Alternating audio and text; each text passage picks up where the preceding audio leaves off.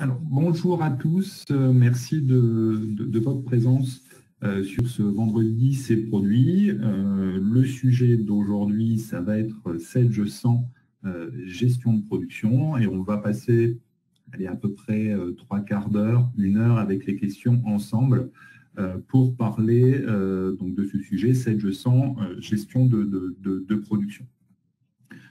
Donc, quelques règles avant de commencer. Tous les micros sont coupés. C'est pour le confort auditif de tout le monde, qu'il n'y ait pas de bruit et de fond sonore perturbant. Et n'hésitez surtout pas à poser vos questions dès maintenant ou pendant la présentation d'outils de chat. On y reviendra en fin de présentation. Moi, je me présente, je suis Yann Delporte, je suis avant-vente sur Sage 100, notamment plus particulièrement sur la gestion commerciale et la gestion de production. De quoi va-t-on parler ce matin? Bien sûr, de Sage 100, gestion de production, mais on va aborder les secteurs d'activité, les besoins que peuvent avoir aujourd'hui une PME industrielle. On passera du temps aussi sur la partie fonctionnelle avec quelques points de présentation du produit. On reviendra sur les bénéfices, donc les bénéfices que peuvent attendre vos clients, que vous pouvez apporter à vos clients sur ce type de produit.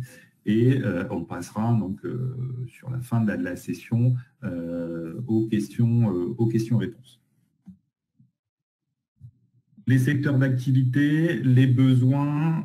Donc aujourd'hui, les secteurs d'activité, sachez que Sage 100 gestion de production, on intervient sur tout secteur d'activité industrielle. Il n'y a pas vraiment aujourd'hui de secteur sur lesquels on n'aurait pas de réponse. Alors, il en existe, je ne dis pas que ça n'existe pas, mais aujourd'hui, peu importe le secteur d'activité, on aura une réponse adaptée à chacun de ces secteurs d'activité. Que ce soit la plasturgie, l'agroalimentaire, l'électronique, la chimie, la mécanique, mais aussi bien d'autres secteurs d'activité sur lesquels on va pouvoir proposer cette solution Sage 100 gestion de production.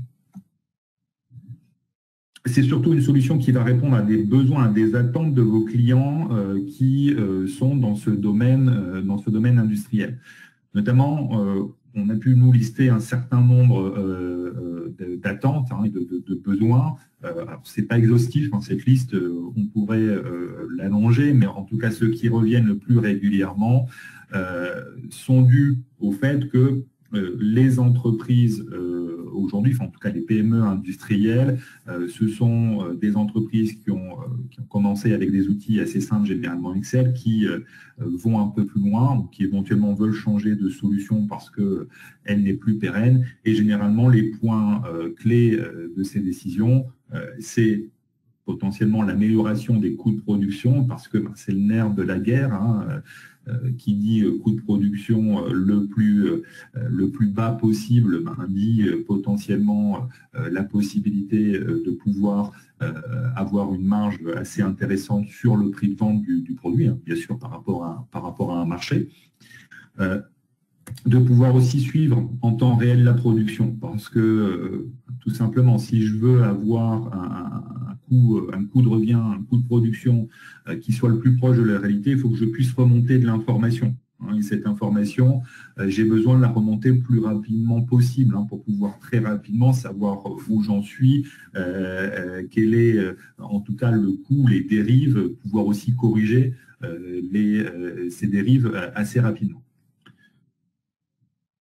Troisième point, surveiller les stocks, parce que c'est une composante importante, je dirais même clé, dans le métier de l'industrie. Pas de stock de composants ou de matières premières, pas de production. Je ne peux pas produire quelque chose si je n'ai pas les composants ou la matière première pour pouvoir le faire. Donc ça aussi, c'est très important et ce sont des demandes, des attentes des clients industriels. Optimiser la performance des machines. Pareil. Ce sont des attentes des PME industrielles et à peu près dans le même sens que la partie stock de matières premières ou composants. Si j'ai mes machines qui sont tout le temps en panne, pareil, je ne produis pas ou je ne produis pas bien où je ne produis pas des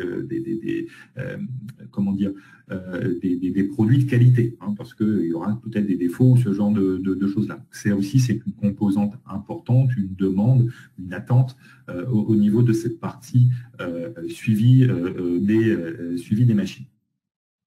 Et bien sûr, on est une solution qui est destinée aux PME, PME industrielles.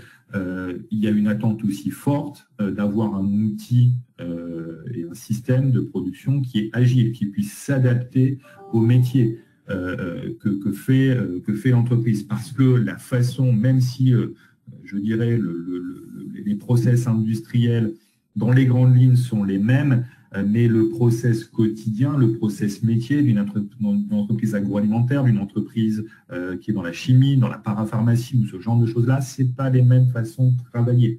Hein, donc même si, entre guillemets, sur la partie vraiment purement technique, c'est les mêmes choses, sur la façon de le faire et de récupérer des informations, ça ne va pas être les mêmes choses. Donc il faut avoir un système qui va pouvoir s'adapter notamment aux façons de travailler des entreprises. Et vous vous doutez bien que la solution qu'on peut proposer et qui répond sur ces différentes attentes, c'est Sage100 gestion de production. Donc pour présenter cette solution, on va parler du fonctionnel.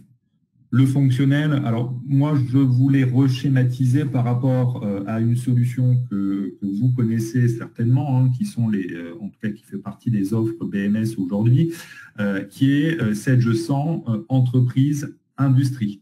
D'accord, hein, donc il comprend la partie compta finance, la partie gestion commerciale, mais aussi la partie gestion de production. Ce qui est intéressant de voir, c'est qu'on a vraiment un lien fort avec la partie gestion commerciale. C'est-à-dire que la gestion commerciale reste de toute façon un socle de base pour pouvoir utiliser la gestion de production Sage100, hein, parce que c'est elle qui détient les données, je dirais, essentielles, les articles, les stocks, les dépôts, les clients, les fournisseurs. D'accord ? Ce n'est pas la gestion de production qui pilote ces données. Mais je vais quand même piloter des données dans la gestion de production, c'est-à-dire que je vais piloter les données métiers et industrie, comme les nomenclatures, donc la liste des composants nécessaires à la production, mais aussi les gammes opératoires, c'est-à-dire les différentes étapes de production avec les temps qui sont liés à ces étapes, donc la partie planification de la production. Mais je vais gérer aussi des ressources parce que quand je produis, j'ai besoin de machines, j'ai besoin d'outillage, j'ai éventuellement besoin de personnel. Hein, donc il faut que je puisse piloter tout ça. Donc du coup, au niveau du fonctionnel, on va avoir un point d'entrée. Alors c'est l'un des points d'entrée, c'est pas le seul, mais qui est assez central pour la partie gestion de production par rapport donc à la gestion commerciale, qui est le calcul des besoins nets. C'est-à-dire qu'on a un vrai moteur de calcul de besoins nets qui va permettre, notamment par rapport à l'ensemble des besoins qui sont dans le système, que ce